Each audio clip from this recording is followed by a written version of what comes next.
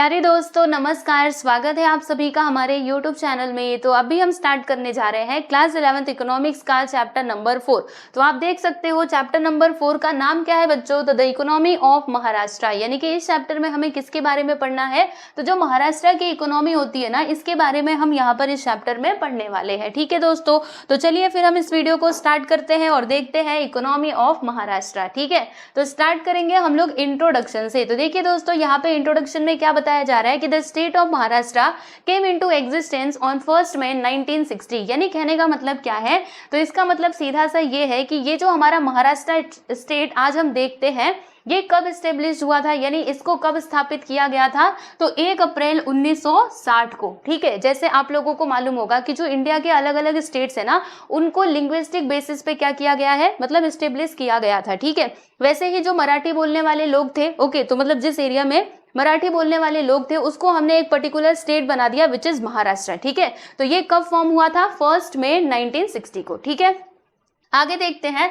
कि the state economy has achieved a distinct status as a result of the collective effort of its people. अब देखो student, जैसे कि आप सभी को मालूम होगा, नहीं मालूम होगा तो मैं बता देती हूँ कि अगर हम इंडिया के सारे स्टेट्स को देखें तो उसमें से लार्जेस्ट इकोनॉमी कौन से स्टेट्स की है, तो वो दोस्तों है हमारा महाराष्ट्र। ठीक है, अब ये महाराष्ट्र की जो इकोनॉमी मतलब लार्जेस्ट इकोनॉमी है, ठीक है, तो इसकी वजह से इसको एक स्पेशल स्टेटस मिला हुआ है। ओके, समझ में आ रहा है आप सभी लोगों को। तो वही बात बोली गई, अब ऐसा क्यों है कि मतलब इसको एक स्पेशल स्टेटस मिला हुआ है, because of efforts of its people. यानी यहाँ पे जो रहने वाले लोग हैं उन्होंने एफर्ट किया, यानी उन्होंने मेहनत की, तब जाके तो आज महाराष्ट्र जो है वो लार्जेस्ट इकोनॉमी बन पाया है ना। तो ये सबका क्रेडिट किसको जाना चाहिए, तो जो वहाँ पे लोग काम कर रहे हैं उनको ये क्रेडिट जाना चाहिए। ठीक है दोस्तों, समझ में आ गया आप सभी लोगों को। तो ये था इंट्रोडक्शन।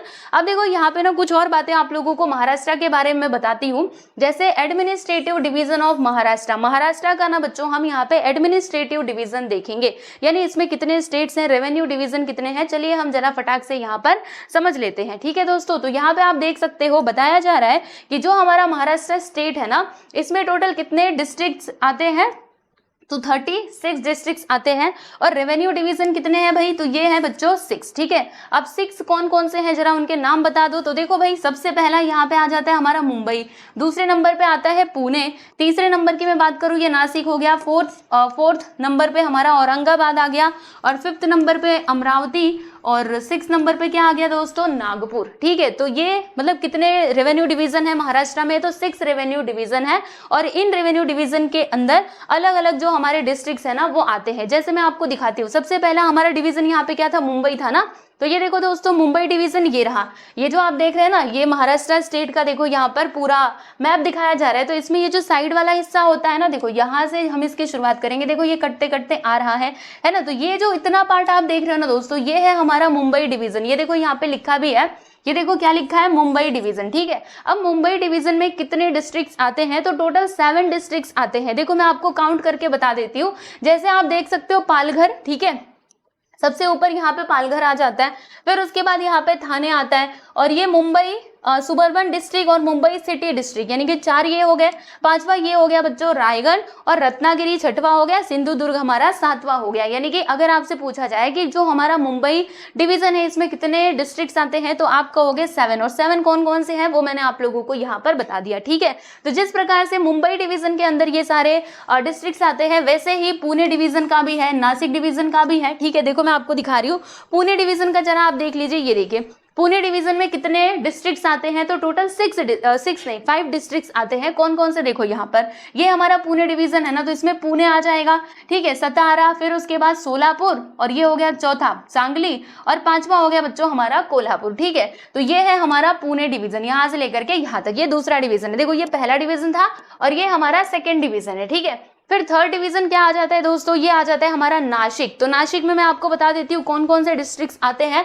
तो देखिएगा, ये हमारा नासिक डिवीजन है ना, इसमें आ जाएगा धुले, देखो 5 आते हैं इसमें भी, जलगांव, फिर उसके बाद यहाँ पे आप देख सकते हो नासिक, ठीक है, अहमदनगर, और एक कहाँ पे गया, इसमें 5 आने चाहिए, ये देखो नंदुरबार। देख रहे हैं आप सभी लोग, तो ये इतने डिस्ट्रिक्ट इसके अंदर आ जाते हैं। वैसे यहाँ पे एक और डिवीजन है, ये देखो औरंगाबाद डिवीजन। अब इसमें कितने डिस्ट्रिक्ट आते हैं, तो आई थिंक यहाँ पे आते होंगे 8। चलो एक बार हम काउंट कर लेते हैं। देखो ये हो गया हमारा 1 2 है ना, औरंगाबाद, जालना, हिंगोली, परभनी, है ना, परभनी ये हो गया।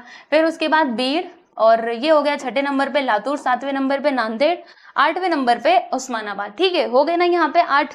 और ऐसे ही आगे बढ़ोगे तो अमरावती डिवीजन में भी कुछ डिस्ट्रिक्ट्स आते हैं, अमरावती, वर्धा, अकोला, यवतमाल, वाशिम और बुल्ढाना। ठीक है, फिर यहाँ पर ये जो नागपुर डिवीजन है दोस्तों, इसमें टोटल कितने हमारे डिस्ट्रिक्ट्स आते हैं तो आप काउंट कर सकते हो। गोंदिया, फिर उसके बाद यहाँ पे ये रहा भंडारा। ठीक है, ये पहला हो गया, ये दूसरा हो गया, ये बच्चे हो गया हमारा तीसरा, ये हो गया चौथा और ये हो गया पांचवा। ठीक है, तो इस प्रकार से मिलाओगे ना सभी को, यानी सारे डिस्ट्रिक्ट्स को अगर आप प्लस करोगे ना तो आपको कितना मिल जाएगा 36। ठीक है, तो याद रखिएगा यहाँ से बस आपको इतनी ही बातें ध्यान में रखनी है कि जो हमारा महाराष्ट्र स्टेट है इसमें कितने डिवीजन है, तो टोटल यहाँ पे 6 डिवीजन है। कितने डिवीजन है भाई? 6 डिवीजन है। और इन 6 डिवीजन में मतलब अलग अलग जो हमारे महाराष्ट्र के डिस्ट्रिक्ट्स हैं वो आते हैं। ठीक है, इनके नाम आप लोग देख सकते हो। रेवेन्यू डिवीजन कौन कौन से हैं, तो Mumbai division, Pune division, Nashik division, Amravati, है ना, अमरावती वाला था, यस देखो यहाँ पे अमरावती डिवीजन, और फिर ये हो गया बच्चों हमारा औरंगाबाद डिवीजन और ये नागपुर डिवीजन। ठीक है, चलो तो यहाँ तक समझिए।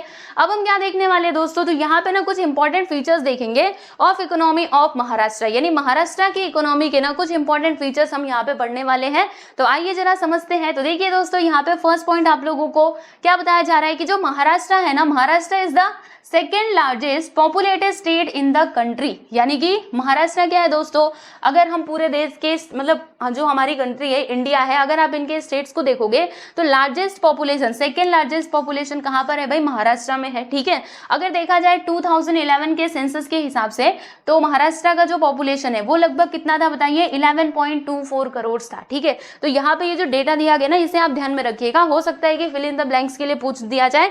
तो याद रखो 2011, क्योंकि 2011 में ही जनगणना हुई थी। ओके, तो उस टाइम का ही यहाँ पे डेटा दिया गया है। 11.2 करोड़ था महाराष्ट्र का टोटल पॉपुलेशन। ठीक है, नेक्स्ट हम बात करेंगे यहाँ पे देखिएगा इसके एरिया के बारे में। इसका जो ज्योग्राफिकल एरिया है ना दोस्तों, तो ज्योग्राफिकल एरिया के हिसाब से अगर देखा जाए तो महाराष्ट्र कौन से नंबर पे आता है? देखो पॉपुलेशन के मामले में ये सेकंड नंबर पे आता है, जबकि ज्योग्राफिकल रीजन यानी ज्योग्राफिकल एरिया के मामले में ये कितने नंबर पे आता है? तो ये आता है हमारा तीसरे नंबर पर। ठीक है, समझ में आ गया। और देखिएगा इसका जो एरिया है, ज्योग्राफिकल एरिया, वो कितना है? तो वो है लगभग 3.08 लाख स्क्वायर किलोमीटर्स। ओके, तो ये बात भी ध्यान रखनी है। चलो आगे बढ़ते हैं, यहाँ पे थर्ड पॉइंट की हम बात करेंगे। तो देखो दोस्तों, यहाँ पर क्या बताया जा रहा है कि ये जो हमारा महाराष्ट्र स्टेट है ना, ये क्या है? Most urbanised state with 45.20% of its population living in towns and cities. अब इसका मतलब क्या हुआ समझिएगा। अर्बनाइज्ड का मतलब क्या है ना, मैं आपको बताती हूँ। अर्बनाइजेशन का मतलब क्या होता है, आप लोगों ने क्लास 9th में ऑलरेडी 9th 10th में पहले पढ़ा भी होगा,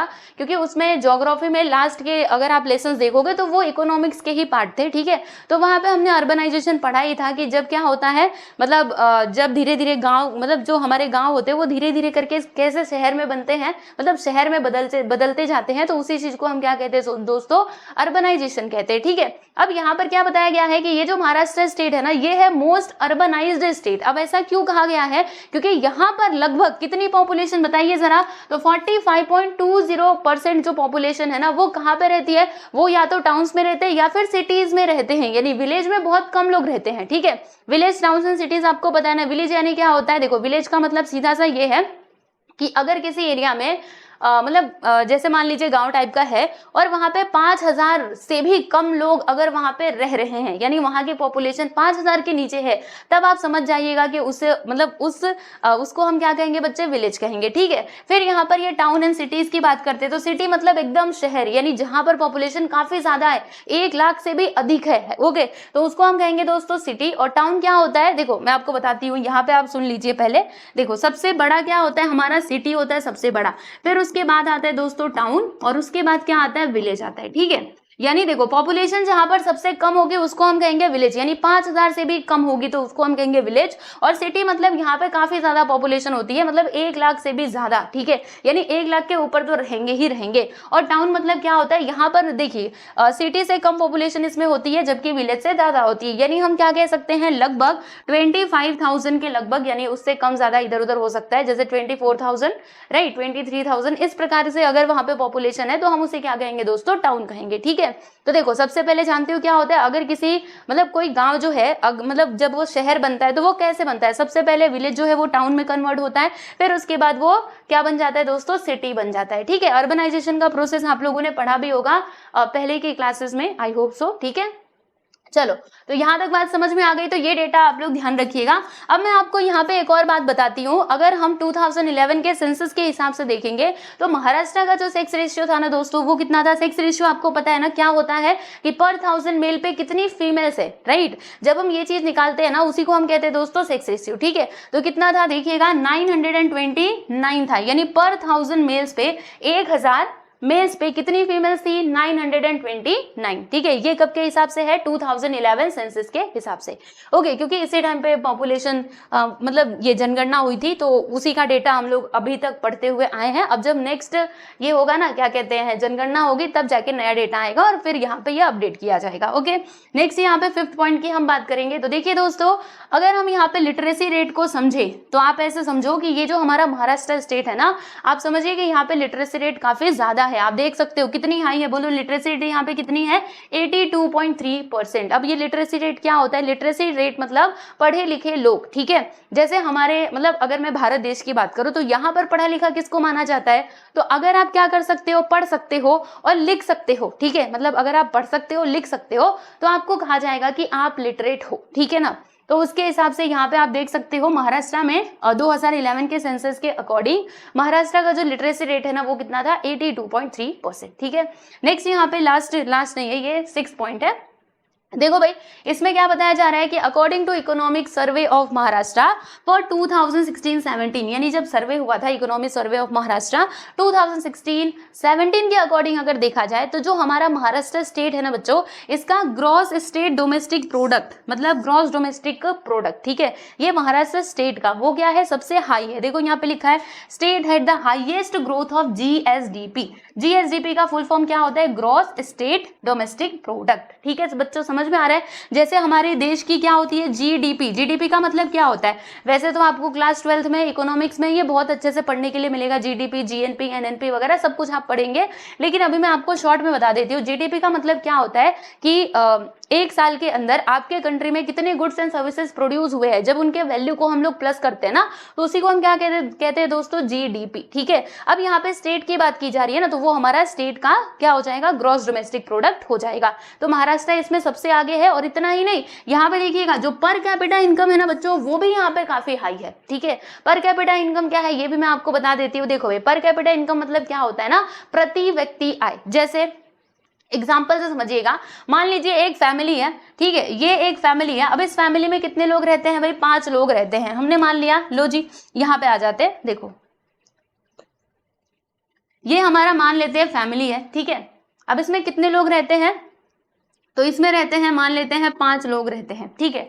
अब 5 लोग में मतलब कुछ बच्चे भी हैं और थोड़े मतलब 2 लोग मान लेते हैं कि ये है मम्मी और ये है पापा, बाकी इनके 3 कौन है भाई, बच्चे हैं, ठीक है। मम्मी पापा और 3 कौन है दोस्तों, बच्चे। बच्चे यानी चिल्ड्रन, ठीक है, ये इनके बच्चे हैं, बराबर। तो अब ऑब्वियस सी बात है कि मम्मी पापा ही काम करेंगे, यानी पैसे कमाने का काम कौन करेगा, मम्मी पापा करेंगे, बाकी बच्चे तो बस पढ़ाई लिखाई करेंगे, है ना। तो अब सुनो ध्यान से, यहाँ पे हो क्या रहा है कि जो हमारे मम्मी जी हैं और पापा जी हैं, ये लोग काम कर रहे हैं। जैसे मान लीजिए मम्मी काम करती है और उनको सैलरी कितना मिलता है भाई, 10,000 मिलता है, ठीक है।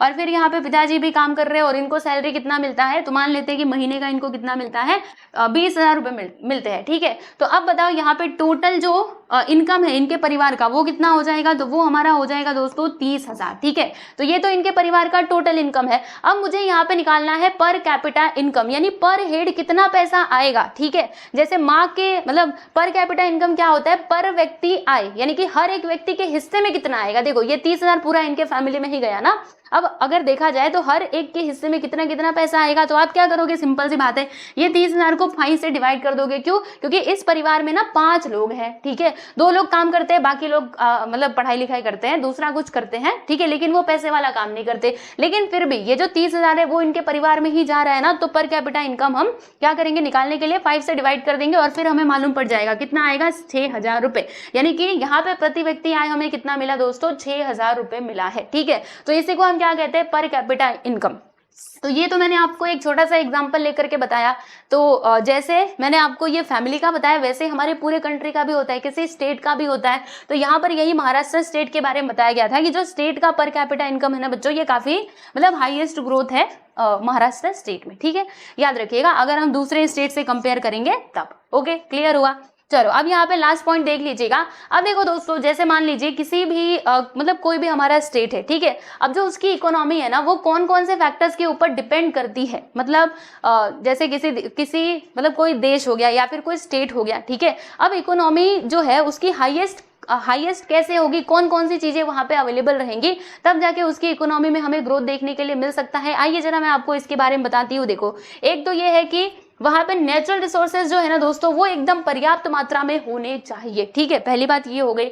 दूसरी बात क्या है कि जो स्किल्ड मैन पावर है ना वो होना चाहिए, और महाराष्ट्र में होते भी है ना, मुंबई जैसे एरिया में स्किल्ड मैन पावर भी होते हैं। फिर उसके बाद टेक्नोलॉजिकल एडवांसमेंट होना चाहिए। ओके, मतलब टेक्नोलॉजी, नई नई टेक्नोलॉजी जब आपके पास रहेगी, मशीन्स वगैरह रहेंगी, तभी तो आप प्रॉपरली प्रोडक्शन का प्रोसेस कर पाओगे, और फिर उसके थ्रू क्या कर पाओगे, प्रोडक्शन करोगे और उसके थ्रू पैसा कमाओगे, यानी आपकी ही इनकम बढ़ेगी। तो टेक्नोलॉजिकल एडवांसमेंट भी होना चाहिए। इसके अलावा जो इंफ्रास्ट्रक्चर है ना दोस्तों, वो भी काफी अच्छा होना चाहिए। ठीक है, तो ये बात यहाँ पर बताई जा रही है। फिर यहाँ पे लास्ट पॉइंट जो है, अब इसमें क्या कहा जा रहा है कि जो महाराष्ट्र है ना बच्चों, it is the most favoured destination for creativity, skill development, investment and tourism. यानी अगर हम इन सभी क्षेत्रों में देखें, जैसे कि स्किल डेवलपमेंट, अगर किसी को स्किल डेवलपमेंट करना है या फिर इन्वेस्टमेंट करना है, टूरिज्म करना है, तो इसके लिए जो महाराष्ट्र है ना, महाराष्ट्र को हम सबसे ऊपर रख सकते हैं। जैसे मान लीजिए कोई इन्वेस्टमेंट करना चाहता है, ठीक है, तो वो क्या कर सकता है, महाराष्ट्र में आकर के इन्वेस्टमेंट कर सकता है, सो देट उसको ज्यादा प्रॉफिट मिलेगा। ठीक है, इसके अलावा स्किल डेवलपमेंट करना है या फिर कोई क्रिएटिविटी है, यानी आप इतना समझ लो कि महाराष्ट्र को सबसे ज्यादा महत्व दिया जाता है। ठीक है, तो ये बात यहाँ पर बताई जा रही है। तो ये है बच्चों इसके कितने फीचर्स, टोटल हमने कितने फीचर्स देखे, तो 8 फीचर्स हमने देखे हैं। तो सारे पॉइंट्स को आप लोग अच्छे से याद कर लेना। ओके, तो आज हमने क्या क्या देखा, हमने इंट्रोडक्शन देखा, फिर उसके बाद यहाँ पे इसका एडमिनिस्ट्रेटिव डिवीजन देखा महाराष्ट्र का, और हमने यहाँ पे क्या देखा बच्चों, important features of economy of Maharashtra. ठीक है, तो यहाँ तक हमने सारी बातें स्टडी कर ली है, मतलब सारी चीजें पढ़ ली है। अब उसके बाद हमें आगे की चीजों को स्टडी करना है, जैसे कि इकोनॉमिक डेवलपमेंट ऑफ महाराष्ट्र। इसमें हम बहुत सारे सेक्टर्स की बात करेंगे, एग्रीकल्चरल सेक्टर, फिर उसके बाद इंडस्ट्री। ठीक है, तो ये सब कुछ पढ़ेंगे दोस्तों हम लोग नेक्स्ट वीडियो में। यानी हम धीरे धीरे करके क्या करेंगे, ये जो हमारा चैप्टर है ना, इसको हम कंप्लीट करेंगे। देखो इसमें बहुत सारी चीजें पढ़ने के लिए, अगर आप देखना चाहो तो so many things are there. जैसे कि इंडस्ट्री के बारे में हमें पढ़ना है, और क्या पढ़ना है, फॉरेन डायरेक्ट इन्वेस्टमेंट, मतलब FDI जिसको शॉर्ट में कहा जाता है। ठीक है, और क्या पढ़ेंगे, और भी काफी कुछ है पढ़ने के लिए। तो हम लोग धीरे धीरे ये चैप्टर जो है ये कंप्लीट करेंगे। तो आप बिल्कुल भी टेंशन मत लेना, मैं पूरा चैप्टर आपका कंप्लीट करवा के दूंगी, और बता दूं कि इकोनॉमी के और भी आपके बाकी चैप्टर्स कंप्लीट हो चुके हैं। तो आप क्या कर सकते हो, प्लेलिस्ट में जाकर के सारे वीडियोस को देख सकते हो। ठीक है, बाकी आज के लिए बस इतना ही, मिलते हैं बहुत ही जल्द नेक्स्ट वीडियो में। सब लोग अपना ध्यान रखिए और अच्छे से पढ़ाई करते रहिए। ठीक है, बाय एवरीवन।